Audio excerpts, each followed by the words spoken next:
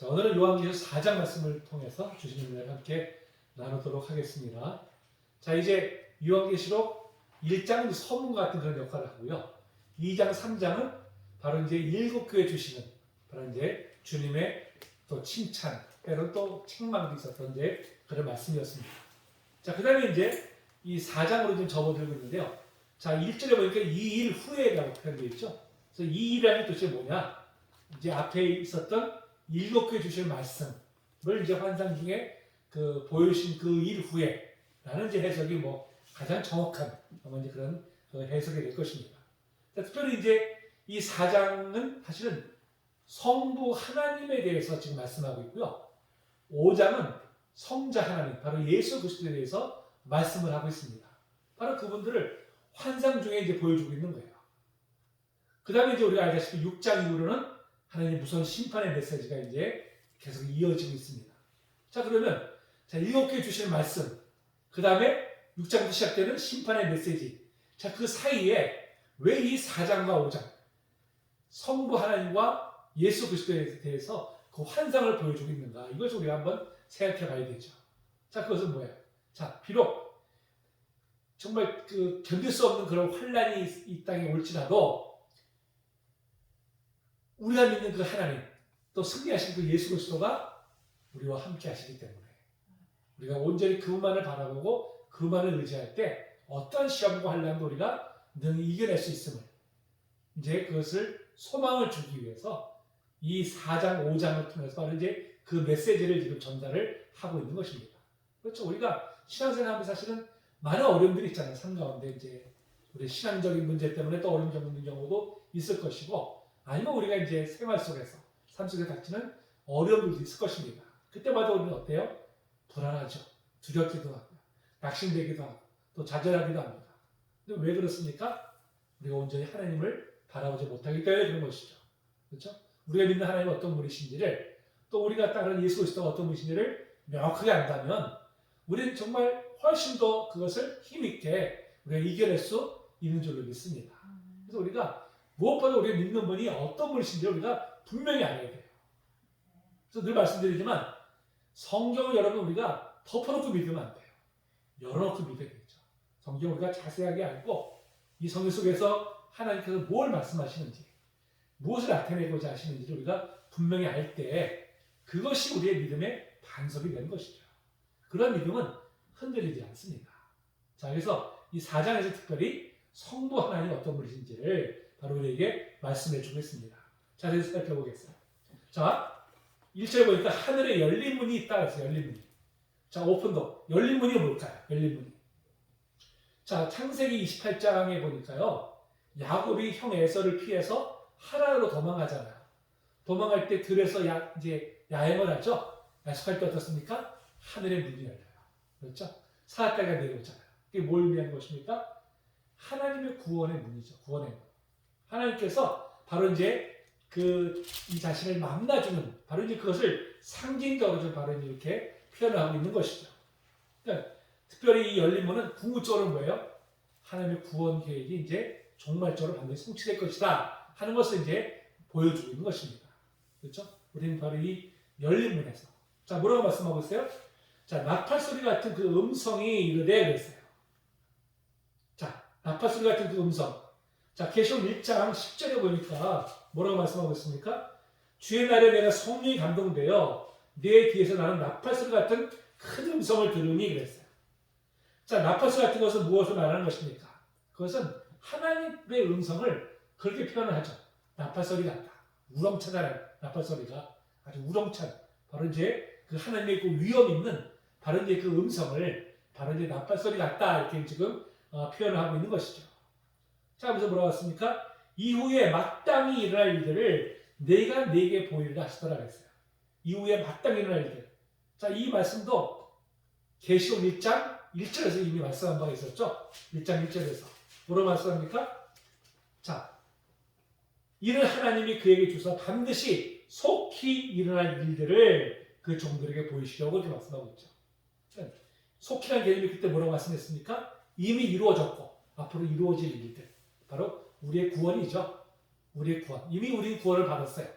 아직 완성된 것은 아닙니다. 하지만 확실하게 우리 구원을 받을 것입니다. 바로 이제 그것을 마땅히 일어날 일들이라 하는 이제 이런 표현을 통해서 바로 이제 우리 말씀을 해주고 있는 것입니다. 자, 그러면서 이제 2절에 보니까 내가 성령에 감동되었더니 그랬어요.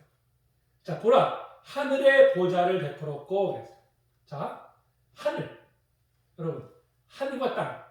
우리가 어떤 개념을 갖고 있습니까? 우리는 하나님을 어떻게 표현해요? 하늘에 계신 하나님. 이렇게 표현하잖아요. 하늘에 계신 아버지. 하늘이라는 개념이 사실은 우리가 눈에 보여지는 하늘은 아니죠. 사실 영적인 세계에 가르쳐서 우리가 하늘이라고 표현하는 거예요. 왜 이렇게 표현합니까? 지금 우리가 참 과학이 발달해서 정말 이렇게 로켓을 통해서 뭐 달도 가고 여러 데 지금 이제 가는 그런 시대가 됐지만 사실 고대 사회에는 하늘은 뭐예요? 도저히 다다를 수 없는 곳이잖아요. 다다를 수 없는. 바로 그래서 그곳에 하나님이 계시지 않겠는가 하는 이제 막연한 그런 생각들을 갖고 있었던 것이죠. 그래서 이 하나님 영적인 세계 우리가 다른 표현할 방법이 없으니까 하늘에 계시다 이렇게 표현한 것이죠. 그래서 저도 어릴 때는 정말 하나님께서 하늘에 계신 줄 알았어요. 하늘에 계시다 그래서. 그래서 하늘 쳐다보고 하나님 어디 계실까 이렇게 제가 이제 바라봤던 그런 이제 기억이 있습니다. 우리가 눈에 보이는 하늘에 계시다는 개념이 아니라 바로 하나님의 존재를 바로 이제 계시는 것, 그것을 이제 하늘이라는 말로 이제 표현하고 있는 것이죠. 바로 그것은 이제 영적인 세계를 의미하는 것입니다. 거기에 뭘 베풀었어요? 보좌를 베풀었다 그랬어요. 보좌. 자, 여러분, 보좌라는 것이 무엇입니까? 왕이 앉는 곳이잖아요. 왕은 뭐예요? 나라를 다스리는 사람이죠. 다스리는 자죠. 그러니까 하늘에 보좌를 베풀었다는 것은 뭐예요? 온 우주를 다스리신 분이 누구라는 거예요? 바로 하나님이시라는 뜻이죠. 하늘에 보좌를 베풀었다는 것은 비록 우리 눈에 보이진 않지만 이 육적인 세계를 통할하는 것은 뭐예요? 영적인 세계잖아요. 그 영적인 세계에 보좌를 베풀었다는 건 뭡니까? 그 영적인 세계를 총괄하시는 분, 다스리시는 분, 그분이 바로 우리가 믿는 하나님이시라는 것이죠. 자, 그것을 이제 바로 말씀하고 있는 것입니다. 그래서 뭐예요? 그 보좌 위에 앉으신 이가 있다 그랬어요.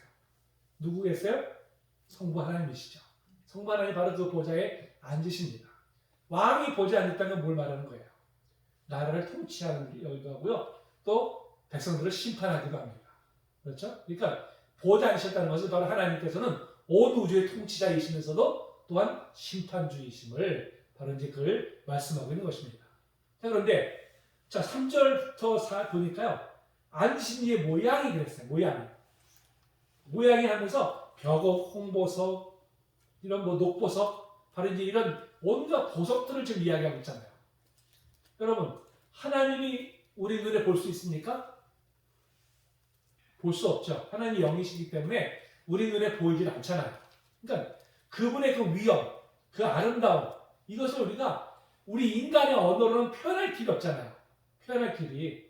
그래서 우리가 가장 극명하게 표현할 수 있는 길이 뭐예요? 보석의 보석. 그렇죠? 우리 보석을 가장 귀하게 여기고요. 가장 아름답게 여기잖아요. 그러니까 바로 하나님의 그 위엄을 달리 표현할 길이 없으니까 바로 우리가 표현할 수 있는 최고 극대화된 것이 바로 보석이죠. 온갖 보석. 그래서 하나님을 그렇게 표현하고 있는 거예요. 이 온갖 보석으로서 바로 이렇게 표현하고 있는 것을 보게 됩니다. 자, 이런 보석으로 표현되어 있는 모습들은요. 에스겔서 28장 13절에 가면은 바로 에덴 동산을 그렇게 표현하고 있는 것을 이제 보게 돼요. 자, 이렇게 내가 옛적에 하나님의 동산 에덴에 있어서 각종 보석과 홍보석과 황보석과 금강석과 황옥과 홍만호와 청옥과 청보석과 남보석과 홍옥과 황금으로 단장하였으니요. 내가 지음을 받던 날에 너를 위하여 소고와 비파가 준비되었도다. 우리 인간이 에덴 동산에 있을 때 뭐예요? 온갖 이런 아름다운 보석을 다 치장할 그 정도로 존귀한 존재였다는 것이죠. 그러니까 우리가 하나님께서 우리를 어떻게 해요?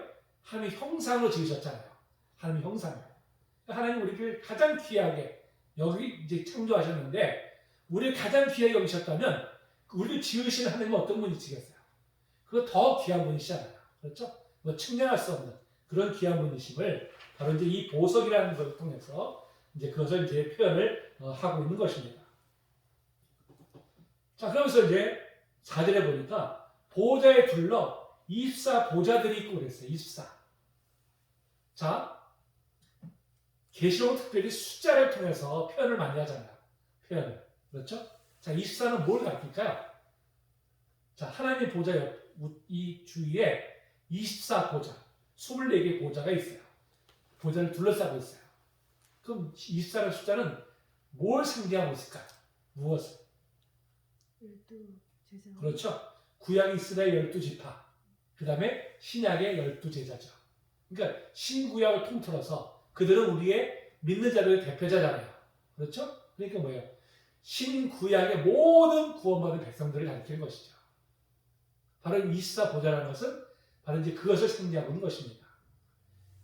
12이죠. 그래서 예수님께서 제자들을 사실 많은 제자가 있었어요. 70제자도 있었고 많이 있었는데 특별히 그 중에 12제자를 사도로 삼으신 이유가 뭐겠어요? 바로 이스라엘 그 12지파를 이제 대신할 영적인 이스라엘이 새로 탄생되는 것을 바로 이 제자들 12제자를 택하심을 통해서 그것을 나타내고 계신 거예요. 그러니까 지금 이 24보좌라는 것은 바로 구약의 12지파, 그 다음에 신약의 12사도를 이제 대표하는 바로 신구약의 모든 구원받은 백성들, 바로 이제 그것을 의미하고 있는 것입니다. 자, 그들이 어떻게 했어요? 24 장로들이 흰 옷을 입고 그랬어요. 흰 옷. 흰 옷은 뭘 상징합니까? 순결함이죠, 순결함. 그러니까 우리가 하나님의 백성으로서 구원받은 백성들은 뭘 입어요? 흰 옷을 입었죠, 흰 옷을. 그렇죠? 바로 구원받은 순결한 백성이다 하는 것을 이제 상징하고 있는 것이죠. 그 다음에 머리에 금관을 쓰고 앉았다고 했습니다. 우리를 뭐라고 했습니까? 베드로 2장에서 왕 같은 제사장들을 했잖아요. 그렇죠? 왕 같은 제사장. 그러니까 우리가 구원받은 백성들은 어떤 존재들입니까? 금관을 쓰고 앉을 정도로 그렇게 존귀한 존재가 된다는 것이죠. 하나님께서 우리를 이렇게 존귀한 존재로 삼으신다는 것입니다. 바로 하나님 보좌에 둘러서 우리가 동등한 입장에서, 동등하지 않겠지만 바로 그만큼 가치가 있는 그런 존재들로 우리를 이제 여겨주신다는 것이죠. 우리는 그렇게 그런 은혜를 받을 만한 아무런 자격이 없는데 하나님께서 그 무조건의 은혜로 우리에게 이런 은혜를 베풀어 주신다는 것입니다. 이것이 우리가 장차 누릴 영광이죠. 장차 누릴 영광을 이제 바로 우리에게 지금 보여주고 있는 것입니다. 바로 이 교회가 바로 이제 그렇게 하나님 앞에 정말 귀한 존재로서 세워지게 됨을 이제 말씀하고 있는 것입니다. 자, 계속해서 5절에 보니까 자, 이제 보좌로부터 번개와 음성과 우레소리가 난다고 했어요. 자, 번개와 음성과 우레소리는 언제 나왔을까요? 언제? 자, 출애굽기 19장 16절에 보니까요. 자, 하나님께서 시내산에서 이스라엘 백성들에게 나타나실 때 바로 이제 거기서 나오는 장면이 있습니다. 자, 셋째 날 아침에 우레와 번개와 빽빽한 구름이 산 위에 있고 나팔 소리가 매우 크게 들리니 진중에 있는 모든 백성이 다 떨더라 그랬어요. 그러니까 하나님이 영이시기 때문에 우리는 눈으로 볼 수도 없잖아요. 들을 수도 없잖아요. 근데 그분이 자신이 친히 나타나심을 바로 이러한 모습을 통해서 이제 보여주고 있는 것이죠. 나타나고 있는 것이죠. 우레와 번개와 빽빽한 구름과 나팔소 같은 음성. 이것이 바로 하나님 임재를 나타내는 것입니다. 그러니까 지금 바로 여기서 보좌부터 번개, 음성과 우레소리가 나타나는 것은 뭐예요? 하나님이 임재하신다는 것이죠. 하나님이 나타나신다는 거예요. 왜 나타나십니까? 무엇 때문에? 심판을 위해서. 그렇죠? 지금 이 약한 세상을 이제 하나님께서 심판하기 위해서 이제 나타나신다는 것이죠.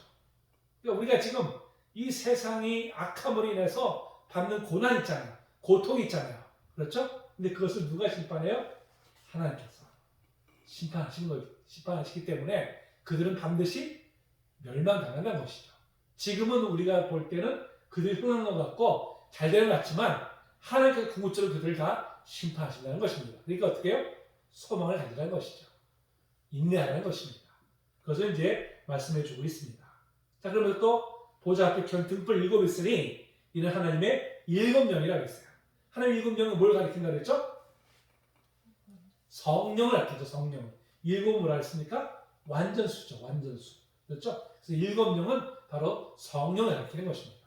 바로 이제 성령께서 성령께서 이제 이렇게 나타나셔서 하나님의 이제 역사를 이루어 가심을 말씀해 주고 있습니다. 자, 그러면서 6절에 보니까 보좌 앞에 수정과 같은 유리바다가 있다 그랬어요. 수정과 같은 유리바다. 자, 수정과 같은 유리바다가 뭘 상징하는 걸까요? 무엇을? 자, 에스겔서 1장 22절에 이렇게 말씀하고 있어요. 그 생물의 머리 위에는 수정 같은 궁창의 형상이 있어 보기에 두려운데 그들의 머리 위에 펼쳐져 있고 이렇게 말씀하고 있습니다. 그 바로 이거 뭐예요? 하늘 성전이 바로 이제 수정 같은 유리바다로 이루어졌다. 이렇게 이제 그만큼 아름답다는 것이죠. 바로 아름다움을 그렇게 지금 표현하고 있는 거예요. 그러니까 지금 성경은 늘 말씀드리지만요, 우리의 눈높이에 맞춰서 표현하고 있는 거예요. 우리의 눈높이에 맞춰서 우리 인간이 표현할 수 있는 언어의 최상치, 그 최상치를 가지고 지금 이제 바로 이런 것들을 지금 표현을 하고 있는 것입니다. 자, 근데 그 주위에 보니까 뭐가 있어요? 네 생물이 있다죠. 네 생물. 자, 네 생물. 이 계시록에서 4라는 숫자, 성경 4라는 숫자는 바로 우주를 가리키는 거예요. 우주를. 4라는 숫자는 바로 이제 우주를 가리킵니다. 자, 네 생물이 있는데 뭐라고 해요? 7절에 보니까 사자, 송아지, 사람, 그 다음에 독수리 이렇게 이제 네 생물을 지금 가리키고 있습니다. 자, 이것은 또한 에스겔서 1장 바로 10절에서 바로 이것을 말씀하고 있어요.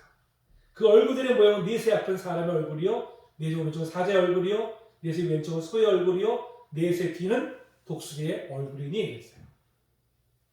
자, 이 네 생물은 뭘 가리킬까요? 무엇을 가리킬까요? 자, 보세요. 자, 사자는 뭘 가리킵니까? 바로 맹수의 대표자. 그렇죠? 맹수의 대표자. 또 송아지는 뭐예요?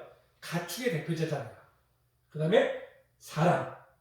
그 다음에 넷째는 뭐예요? 독수리. 새의 대표자죠. 새의 대표자. 이거 뭐예요? 바로 이 온 우주에 살아있는 생물 중에 가장 뭐예요? 탁월한 피조물들을 막 가리키는 것이죠. 대표하는 피조물들을 이제 가리키는 것입니다. 자, 이들은 뭘 할까요? 무엇을? 바로 하나님의 영광을 돌리는 존재들이죠. 그러니까 온 우주의 피조물들은 그 존재의 의미가 무엇입니까?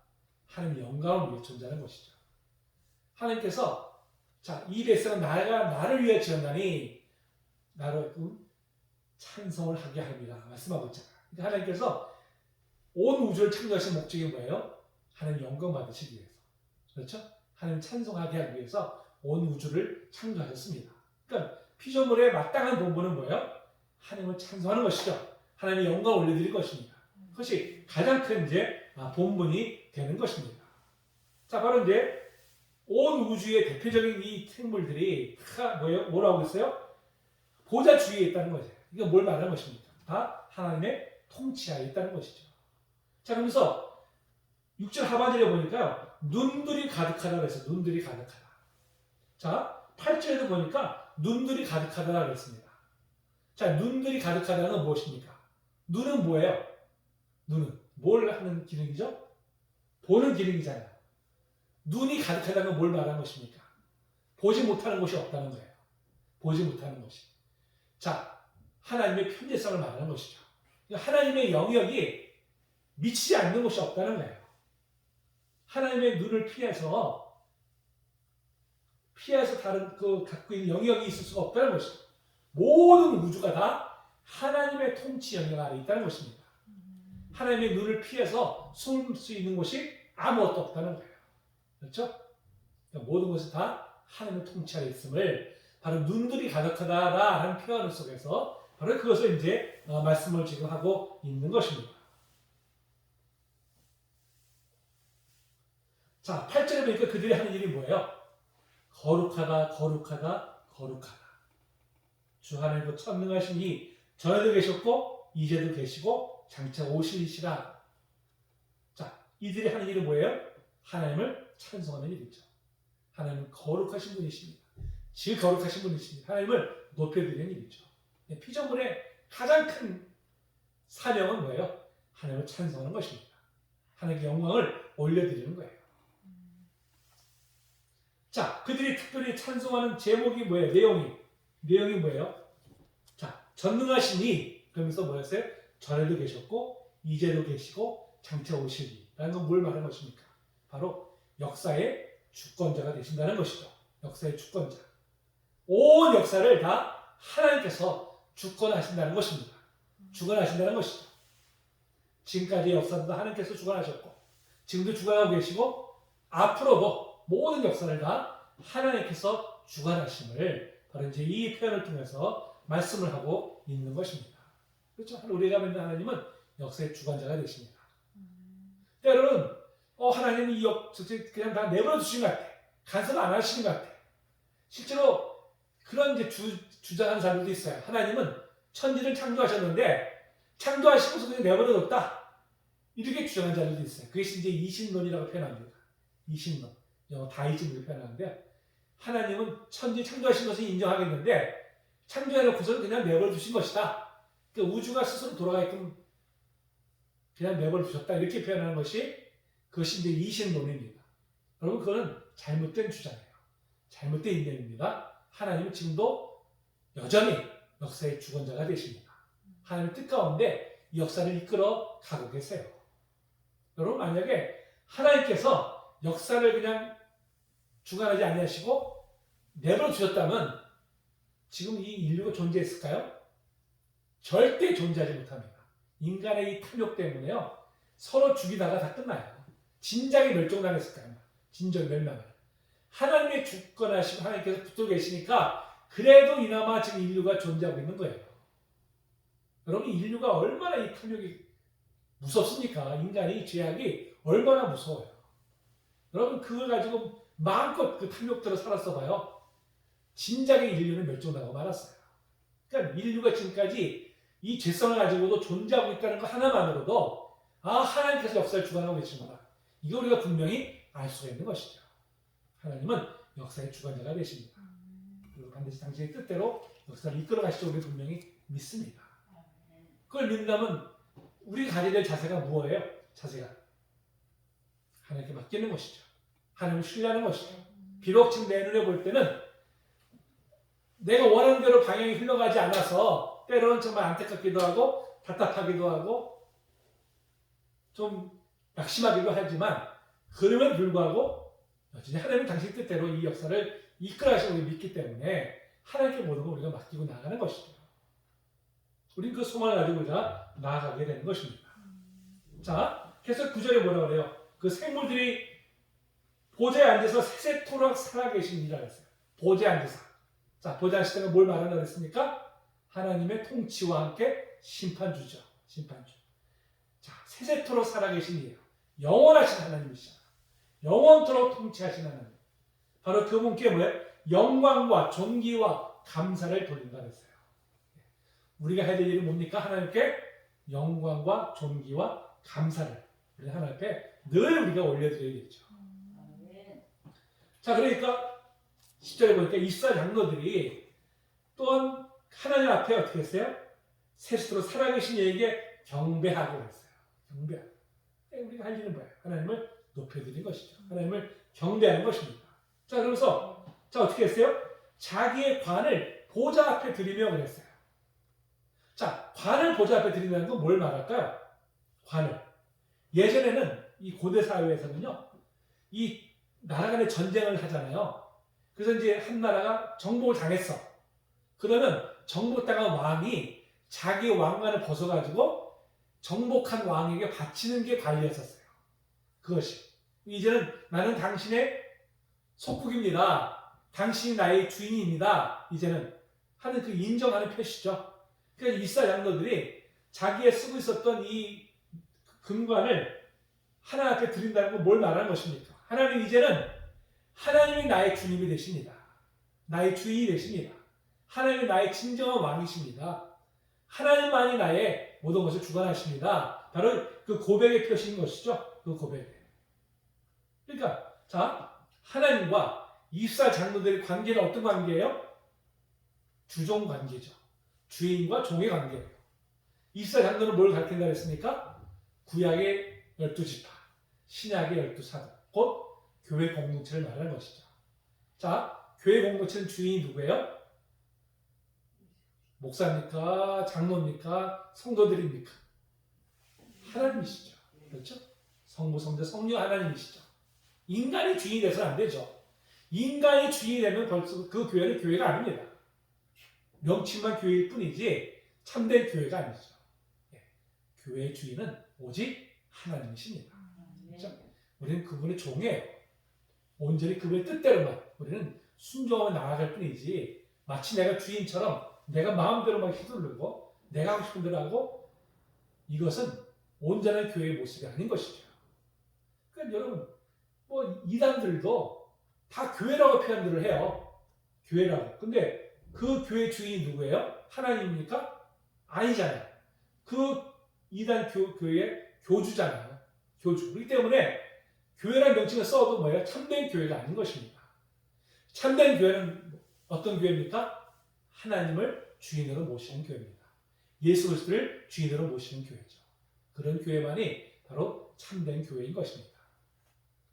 우리가 무엇보다도 우리가 신앙생활 가운데 나를 내세워서는 안 되죠.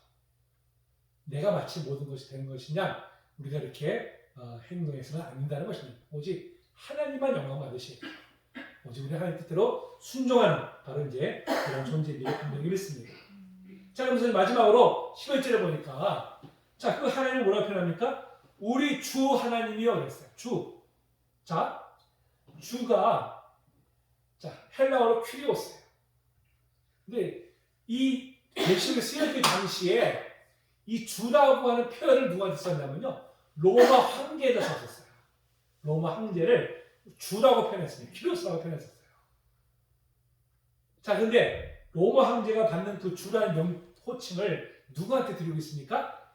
하나님께 드리고 있죠. 그렇죠? 하나님이 참된 왕이신 것이죠.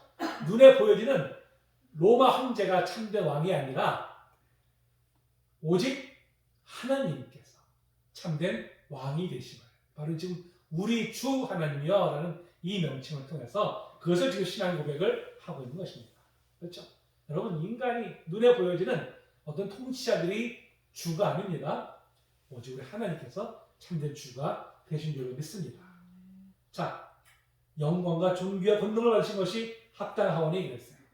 모든 영광을 하나님 앞에 지금 돌려드리고 있잖아요. 모든 영광을. 자, 그런데 그 이유가 무엇입니까? 합당하오니 하고 주께서 그 사이에 왜냐하면 이라는 뜻이 담겨져 있어요. 왜냐하면. 우리는 번역을 안 했는데 원래 이 헬라 원문에 보면 왜냐하면 호티라는 단어가 그 안에 들어가 있습니다.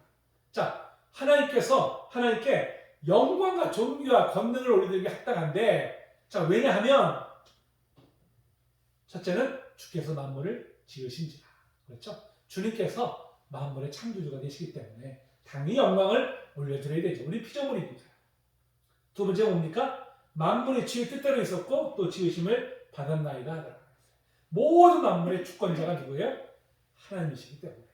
하나님이 지어놓고 방임해 두시는 그런 무책임한 창조주가 아니라 여전히 살아서 역사를 주관하고 계시는 하나님 뜻대로 이끌어 가시는 바로 역사의 주권자가 되십니다. 그렇기 때문에 그 하나님은 영광과 존귀와 감사를 받으시기에 합당하신 바로 이제 우리 주 하나님이 되십니다.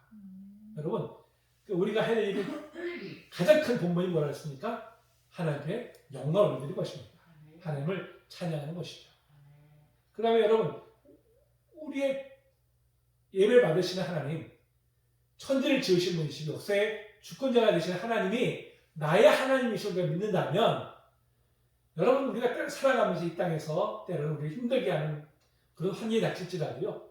여러분 그것 때문에 억누르지 마세요. 그것 때문에 누르지 마세요. 왜?